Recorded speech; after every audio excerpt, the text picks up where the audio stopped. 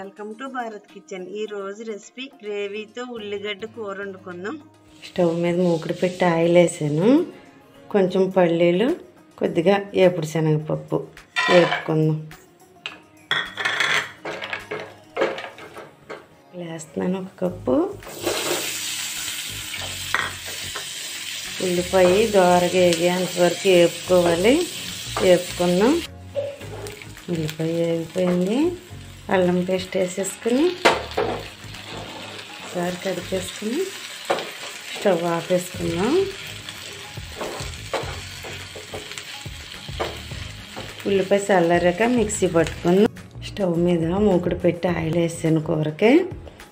ఇప్పుడు పోపు దినుసులు వేసుకుందాం। మెంతులు, ఆవాలు, జీలకర్ర వేస్తున్నాను।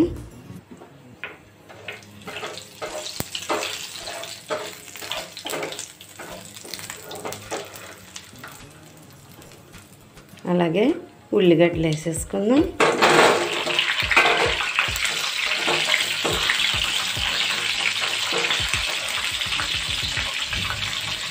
ఉల్లిగడ్డలన్నీ కూడా ఇలా చాకుతో 4 పక్కల నాట్లు పెట్టుకోవాలి।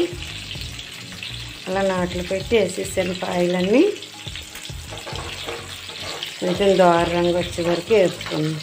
తగినంత కారం, అందులోకి మసాలా పొడి వేసేస్తున్నాను।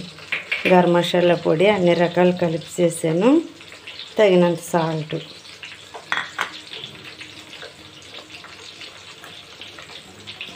వేసుకొని కొంచెం వాటర్ పోసుకుందాం।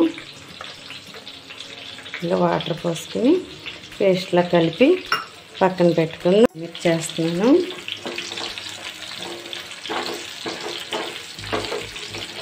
ఇప్పుడు మనం కుక్కర్ పెట్టుకుందాం।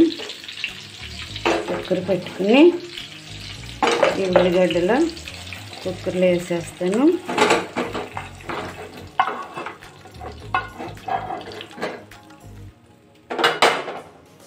వేసి పచ్చిమిర్చి, కరివేపాకు వేస్తున్నాను।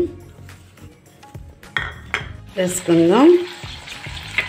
వేసుకుని కలిపేసుకుని మనం పట్టుకున్న కారం మసాలా ఉంది కదా, వేసేసుకున్నాం।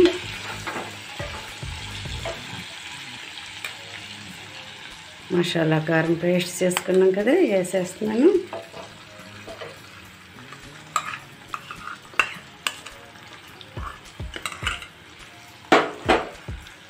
కలుపుకున్నాం। పై కాజు, పల్లీలు వేపుకున్నాం కదా, పేస్ట్ వేసేస్తున్నాను।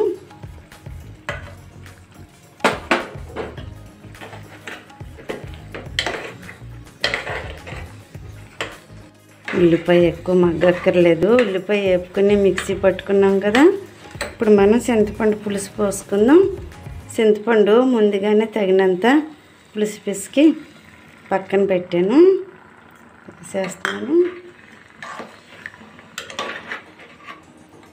అలాగే కొంచెం బెల్లం పొడి,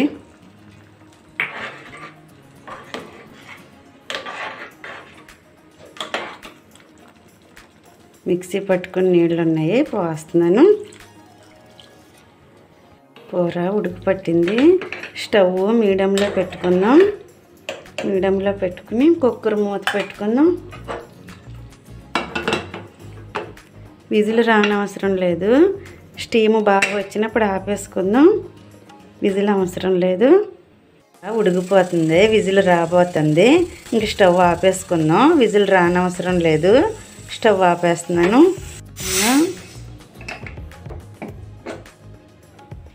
కొత్తిమీర చల్లుకుందాం కూరలో, చల్లుకొని కూర కలుపుకో। పులుసు రెడీ అయిపోయింది। ఈ కూర చాలా టేస్టీగా ఉంటుంది। ఈ కూర రైస్లోకే కాదు, బగారా రైస్, దోశ, చపాతి దేంట్లోకైనా బాగుంటుంది। ఉల్లిపాయలు బాగా ఉడికినాయి, ఎక్కువ ఉడికితే బాగోదు, అలా ఉడకాలి, అలా ఉడికితే సరిపోతుంది। మీరు కుక్కర్లో కాకపోయినా బయట అయినా చేసుకోవచ్చు।